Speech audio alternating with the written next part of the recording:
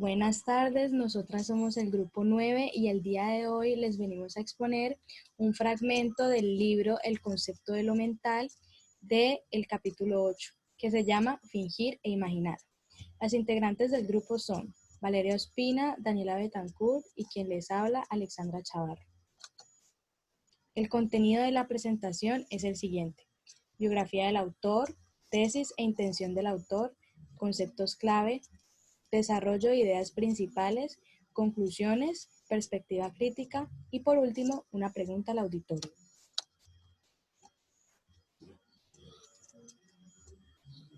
El 19 de agosto de 1900. Cursó estudios en la Universidad de Oxford, a la que regresó como profesor en 1924. Durante años dirigió el periódico filosófico Mint. Sus obras, El concepto de mente, 1949, Dilemas, 1954, el progreso de Platón, 1966 y Sobre el pensamiento, 1979. En el concepto de la mente, utilizó este procedimiento al atacar el lenguaje mentalista, que indica que la mente es una entidad de la misma categoría que el cuerpo. Gilbert Ryle falleció en Oxford el 6 de octubre de 1976.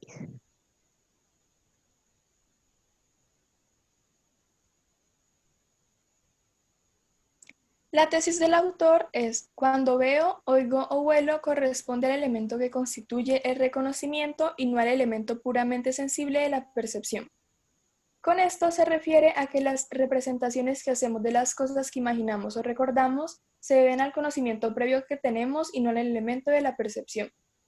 Para esto, el autor trabaja sobre la afirmación encontrada en la página 271, la cual es: cuando veo, oigo o huelo corresponde al elemento puramente sensible de la percepción y no al elemento que constituye el reconocimiento, la cual afirma que es falsa y que su interpretación es incorrecta. La intención del autor es mostrar que el proceso de imaginar y recordar están directamente relacionadas con la capacidad cognitiva de las personas. Los conceptos clave que hallamos en el texto son los siguientes. Fingir y jugar. Estos es cuando el individuo realiza comportamientos deliberados que son juzgados por espectadores. Representar un papel. Este es cuando se ofrece una representación pública de cualquier acción o condición. Imaginar. Son las actividades que son percibidas por el individuo en la que se ven envueltos casual y a veces involuntariamente. Acaecimiento.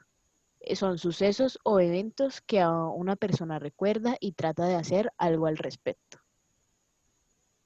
Las sensaciones son receptores sensoriales de estímulos exteriores que causan impresiones en el individuo. En el contexto de imaginar, muchas personas suelen pensar que este proceso se debe a la sensitividad. Sin embargo, no es así, pues nuestra representación de las cosas que imaginamos deben ser vívidas, claras y fieles, y solo pueden serlo si tenemos algún conocimiento previo sobre cómo sería el objeto representado. El conocimiento es el proceso en el que se representa la realidad de la persona a partir de las experiencias, hechos e información adquirida a lo largo de su vida.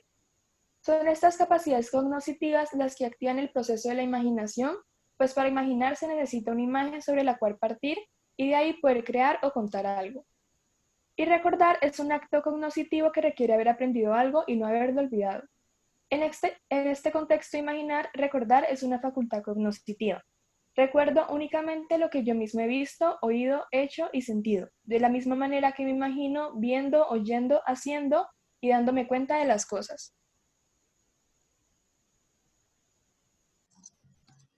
En el texto encontramos 4 ideas principales, las cuales son: primera, imaginar es una función de conocimiento y no de sensitividad. Imaginar implica tener una réplica mental de escenas, eventos u objetos que no están presentes. Claramente, imaginar no se limita a solo ver imágenes en la mente, pues incluye a todos los sentidos. Por ejemplo, uno puede imaginar un sonido, un sabor, un olor, una sensación física o una emoción. Esto ha llevado a que varios campos de estudio, como la epistemología, afirme que el proceso de imaginar se basa en las sensaciones referentes a la percepción de la persona. Sin embargo, Ryle difiere de esto, pues el hecho de tener una réplica mental de algo que sucedió constituye conocimiento referente a ese suceso. Es decir, que para que una persona pueda concebir una idea mental de cualquier cosa, primero tuvo que dar por sentado y entender ese hecho. Un ejemplo de esto es cuando una persona tararea una canción, pues en su mente la canción está sonando y esa persona está suponiendo cómo sigue la canción. Esta acción ya es imaginar, pues esa persona espera que la canción se desarrolle de cierta manera y está suponiendo qué pasaría si estuviera escuchando la canción realmente. Esto implica que para poder hacer esto, debió haber escuchado la canción en un principio. Otro ejemplo es cuando un artista trata de plasmar un dibujo en el óleo. El artista tiene un archivo de ideas en su mente que desea plasmar, y eso lo lleva a pensar de qué manera quiere representar esa réplica mental. De nuevo, independientemente de lo que desee plantear, debe tener un concepto vívido de ello.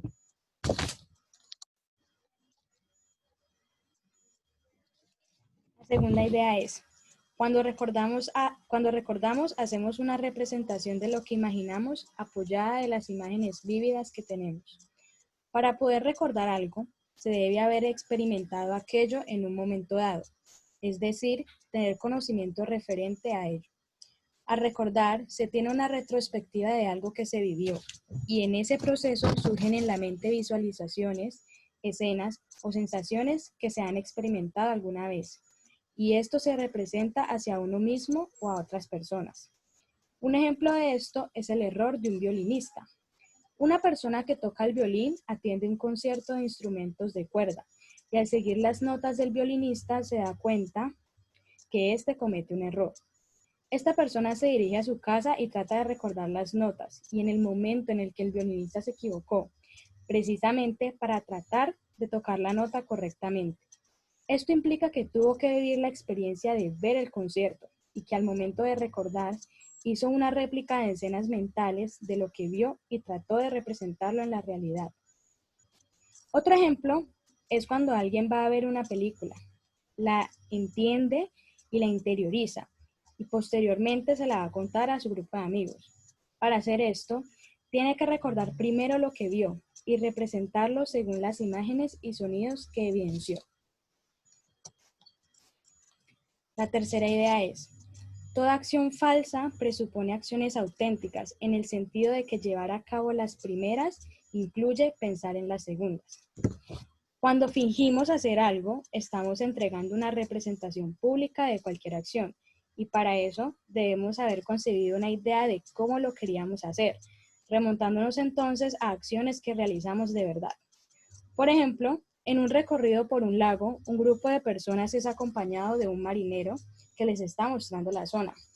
Las personas curiosas por conocer la trayectoria y habilidades del marinero le piden que les enseñe a hacer un nudo en una soga. El marinero acepta, pero no tiene una soga en el momento, así que debe hacer la representación de ella. Al no tener esta soga, el marinero debe imaginar que tiene una en sus manos y hacer los movimientos. Igualmente las personas que lo están viendo, pues para que puedan captar el mensaje deben hacer lo mismo. En este caso, para el marinero poder hacer la representación, en algún momento debió haber atado una soga, lo que le permitió recordar esa acción y representar según lo que hizo. La cuarta y última idea es que la memoria tiene un papel clave al momento de recordar algo, pues implica el proceso de recuperar la información almacenada en la mente. La memoria es una manifestación de la imaginación y en el proceso de recordar algo se revive algún episodio que sucedió en el que se aprendió algo y no se olvidó. También se ve evidenciado en los acaecimientos que suceden y que cuando las personas lo recuerdan, tratan de hacer algo al respecto. Un ejemplo de esto puede ser el testigo de un delito cuando es interrogado por las autoridades, pues en este momento responde lo que observó, lo que sintió y lo que escuchó. Aún así, esta persona puede tener dudas respecto a lo que recuerda. Sin embargo, así haya construido lo que recuerda, sí o sí tuvo que reconocer cosas de forma consciente y conectarlas para poder manifestárselo a las autoridades. De esta lectura extrajimos dos conclusiones. La primera es que imaginar es una manera de utilizar las experiencias, hechos e información adquiridos a lo largo de la vida de un individuo. Todo lo explicado anteriormente nos permite construir cierta jerarquía cuando nos sumergimos al proceso de imaginación.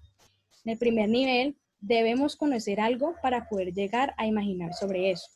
En el segundo nivel, debemos recordarlo a partir de réplicas mentales construidas. Y en el último nivel, para poder representar ese hecho, debemos recurrir a recuerdos y manifestarlos de una manera vívida. Como segunda conclusión, tenemos que recordar es un proceso que implica conocer algo y reconocerlo en un momento determinado y que nos lleva a tomar una acción con el que alcanzamos un resultado anhelado.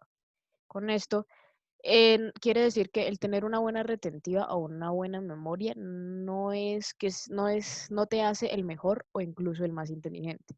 La inteligencia se define por aprender, entender y razonar, tomar decisiones y formar una idea determinada de la realidad.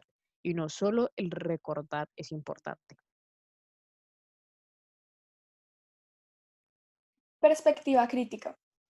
Todas las estudiantes del equipo estudiamos economía. Desde la perspectiva crítica de esta carrera podemos evidenciar la aplicación de los conceptos descritos por Gilbert, pues a la hora de estudiar cualquier fenómeno económico se requiere observar lo que está sucediendo en la realidad, identificar las variables que afectan un proceso económico y de ahí se realiza un análisis que permite evaluar la afectación del fenómeno. Sin embargo, para resolver estos inconvenientes, se requiere la formación de modelos económicos que posibilite un análisis más sencillo y ajustado a lo que está sucediendo. El proceso de creación de un modelo implica imaginarse una solución general aplicable a varios problemas relacionados a la misma matriz, y todo esto conlleva a reconocer los datos y conceptos estudiados a lo largo de nuestra formación profesional, y esa información se debe transformar en herramientas útiles para resolver y comprender los fenómenos que pueden ocurrir en el desarrollo de las economías.